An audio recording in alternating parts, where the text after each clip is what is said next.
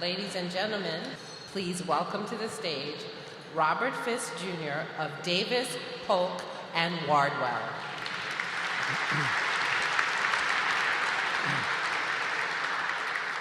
Good afternoon. It's a real pleasure for me to be able to present the George Katz Torch of Learning Award to John Siffert, a close personal friend and professional colleague for over 40 years. He's here today with his wife, Goldie, his sons, David and Matthew, and his sister, Joan, and I'd ask that they stand and be recognized.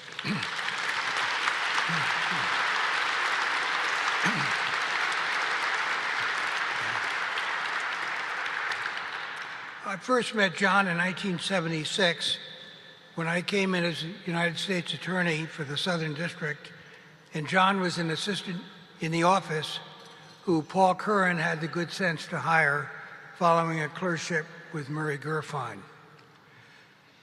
John was a star who more than held his own in a constellation of stars, many of whom are here today. He had many successes in the office. Time permits discussion of just two. He convicted mob figure Anthony Fat Tony Salerno, represented by Roy Cohn, even though it took him 2 tries. The first time, it was a hung jury, 11-1 in favor of conviction. The one holdout turned out was a juror who later acknowledged that he had a religious objection to passing judgment on any other human being. Second time, John was able to find 12 jurors who were able to pass judgment, and they did unanimously. His other major case was the first criminal insider trading case in which he won a conviction, U.S. v. Chiarella. And as we like to say, John won the case, but the Solicitor General lost it in the Supreme Court. After leaving the office, John joined Rod Lankler in forming the firm now known as Lankler, Siffert and Wall, which in the ensuing years has risen to prominence as one of the preeminent firms in the city. John has been described by Chambers as a classic counselor who is also a superior trial lawyer. His trial skills have been recognized with the American College of Trial Lawyers, inducted as a fellow in 1996. He was chairman of the Downstate Committee, served on the Board of Regents for 4 years, and is now a trustee on the College Foundation. He had many significant victories in the state and trial courts, state and federal. I had the pleasure of working with John when I was representing Marsh McLennan in a highly publicized suit brought by Eliot Spitzer, then Attorney General in the state of New York. It was a tense, high-pressure situation. He was threatening to indict the firm, which would have put it out of business. And John was representing the board of directors of Marsh. And I had a chance to observe firsthand his calm, well-reasoned advice and counsel to the board, which was so instrumental in getting us through that difficult situation. It's very significant in his career is the recognition that John has received from judges at all levels. Chief Justice Roberts has appointed him to the Judicial Conference Committee on the Advisory Committee on the Criminal Rules.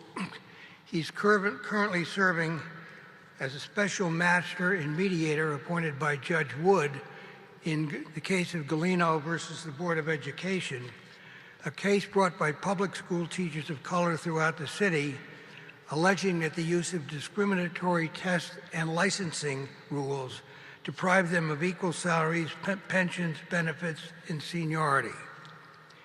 He was appointed by Judge Stein as a discovery master and mediator in Invista v. DuPont, a major environmental case involving the issue whether DuPont was responsible for the cost of environmental upgrades made to their plants after the sale to Invista. And he was appointed by Judge Pollack as an escrow agent to the Solomon Insider Trading and Investment Advisory Disgorgement Fund. John has also devoted extraordinary time and effort to pro bono and community activities. In addition to being the past president and on the board of the Northeast Regional Board of this organization, he is now a trustee and was previously a president of the New York Lawyers for the Public Interest. He's serving as a trustee of the New York Historical Society and is one of the founding members of the New York Inns of Court. And in 2009, he received the American Inns of Court Professional Award for the Second Circuit. John, throughout his whole career, has not only been an outstanding lawyer and a great friend to many of us in this room, but a dedicated public spirit contributor to the New York community. He is a most deserving recipient of this award, which is given to him by the American Friends of Hebrew University in recognition of your leadership, commitment to justice, and dedication to the advancement of higher education.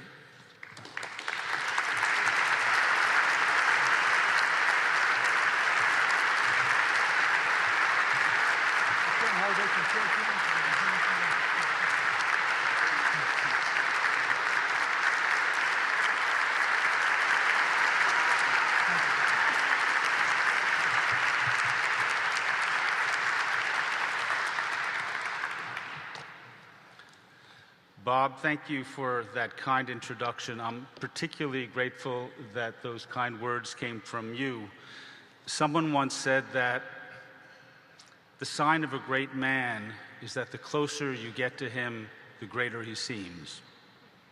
Since I first met you, you have been a role model for me. Now, some 42 years later, your integrity, your character, and your accomplishments seem greater than ever. I know that many others in this room feel the same.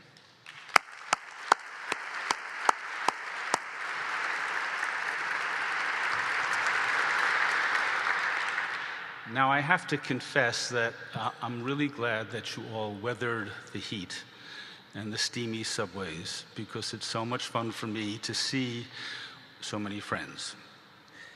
Thank you for taking the time to come. For those of you who contributed to the financial success of this event, I need to thank you. I'd like to give special shout out, to the co-chairs, the tribute committee, the staff, Suzanne Ponset, your entire staff of American Friends of the Hebrew University, particularly Eric Wittstein, who worked so hard to make this event a success. To my partners, to my associates, and the staff of Lankler, Siffert, and Wall. You inspire me every day. You practice law at the highest levels of the profession. I cannot imagine a better place to practice. I also want to thank those federal judges who came today. You honor us by your presence. Your selfless dedication to the rule of law is an inspiration for all of us. To my family, it's been a blessing to be head over heels in love with the woman I married 43 years ago.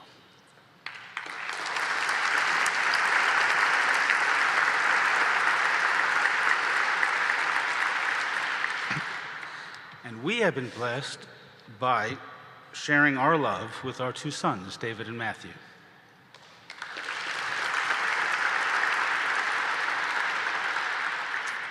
In the 45 minutes that I have left, I want to explain why Hebrew University has been an inspiration to me. I know that each of us looks for inspiration in our own way. Some of us have mentors. Some of us look to heroes who have fought the forces of evil. Others find inspiration in the study of Torah. I trace my inspiration to why Hebrew University means so much to the lessons that I learned as a child. I am the son of my mother. She taught me a very simple lesson. Integration is good, segregation is bad. So it was on my third trip to Israel, after the bar mitzvah of my two sons, that I first was introduced to Hebrew University. What I saw resonated with those values that I had been taught by my mother. As you've seen from the video, although the views from Mount Scopus are breathtaking, it was not that view that took my breath away. It was the sight of African students sitting with Asian students, having conversations with their Israeli and Palestinian classmates that took my breath away. It was that sight that inspired me. Each student had come from a different place. Each had followed a different path to get there. Each had a different goal. All of them had come to Hebrew University to be inspired by the brilliant faculty so that they could achieve what they set out to do. It was as if Maurice Sendak had his dream come true. There should be a place, he wrote, where only the things that you want to happen, happen. Before I had stood at Mount Scopus, I knew precious little about the Hebrew University. I have learned since that Albert Einstein commemorated the opening of Hebrew University, writing, "The opening of our Hebrew University on Mount Scopus at Jerusalem is an event that should not only fill us with just pride, but should also inspire us to serious reflection. A university is a place where the universality of human spirit manifests itself. Science and investigation recognize as their aim truth only."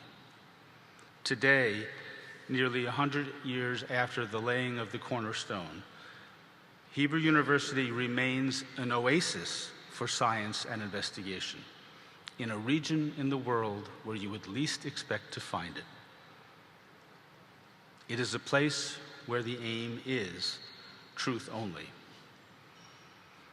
As you might imagine, when you go to look up what Jewish writers have said about inspiration, you don't find the same thing twice. For example, Shalom Aleichem wrote, "No matter how bad things get, you have to go on living, even if it kills you." More to my point is what the Talmud said, "Scholars are builders, builders of the world." I say that your support of Hebrew University makes a difference.